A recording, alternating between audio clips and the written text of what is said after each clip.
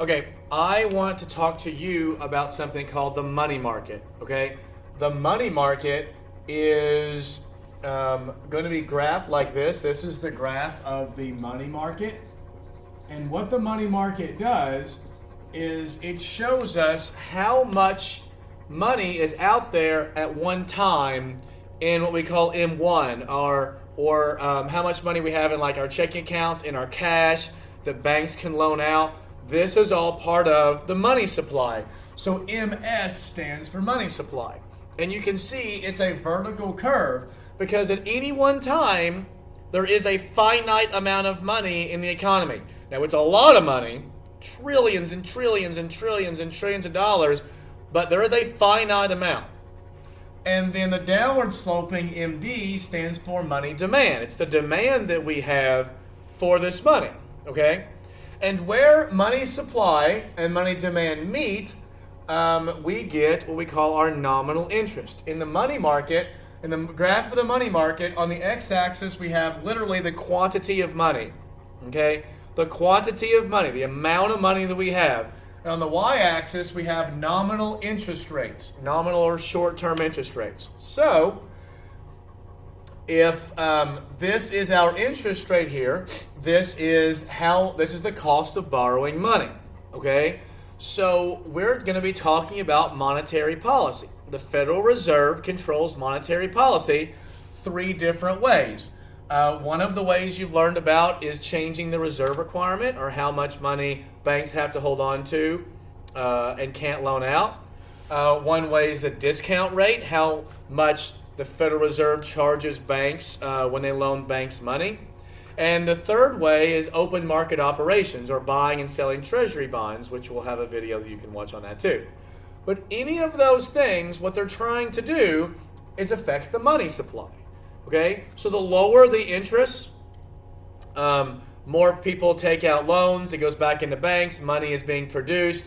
If the Fed buys bonds, there's more money. So if we have an increase in the money supply, we'll say it looks like this, right? So we have an increase in the money supply. Well, what that does is it changes our interest rate, right? So now we have an increase in the money supply. It lowers interest rates. Okay, so right now during the pandemic, and if you're watching this later, obviously there was a pandemic, the government is flooding, the Federal Reserve is flooding banks and the economy with lots and lots and lots and lots of money. They're doing that to try to keep interest rates low so people will borrow money, and the more money you borrow, the more crap you buy, the more crap you buy, the more workers are helped, and so this gets the economy going. Okay, in fact, it affects aggregate demand. You've learned about aggregate demand already. When interest rates go up or down, it affects two portions of aggregate demand. It affects the consumption portion because we buy things like cars and ATVs and things that people take out loans for. It's like furniture. Sometimes people take out loans for furniture. Whatever you take out loans for, a lot of it's consumer spending. So if interest rates are low, that means we're going to be consuming more.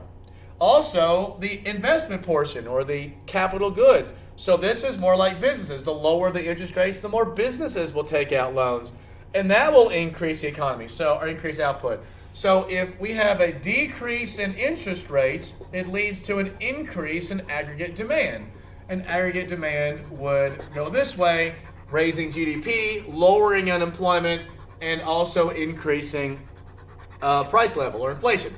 On the other hand, if the Federal Reserve decides to try to decrease the money supply by increasing the reserve requirement, increasing the discount rate, or what usually happens is selling treasury bonds, now the money supply moves in the left direction, moves in the opposite direction, and what that will do is that will increase interest rates. And that an increase in interest rates will lead to a decrease in aggregate demand because we're going to be consuming less, businesses will be investing less, and that will move aggregate demand to the left, increasing unemployment, decreasing real GDP, but also bringing inflation down. Okay, this is how the money market, which is affected by the money supply, that is to say what the Fed can do, and how that affects aggregate demand. So this is the money market is a really important part of understanding the money supply in our country and how it affects aggregate demand in our overall economy.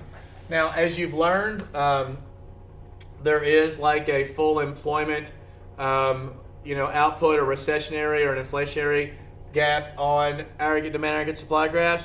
On the money supply, it just is where it is, right? Now, the money demand, you're not going to change money demand much in this class if this is non-AP, but essentially money demand moves up or down basically with inflation.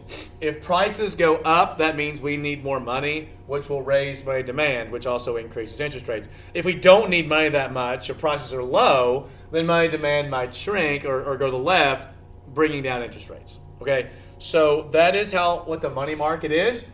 That's how if we increase money supply, it brings interest rates down. Low interest rates give us more consumption and more private investment for companies, moving aggregate demand to the right. But if money supply shifts to the left, because the Fed has given us what we call contractionary monetary policy, then that increases interest rates, which lowers C, lowers capital investment, and lowers AD. All right?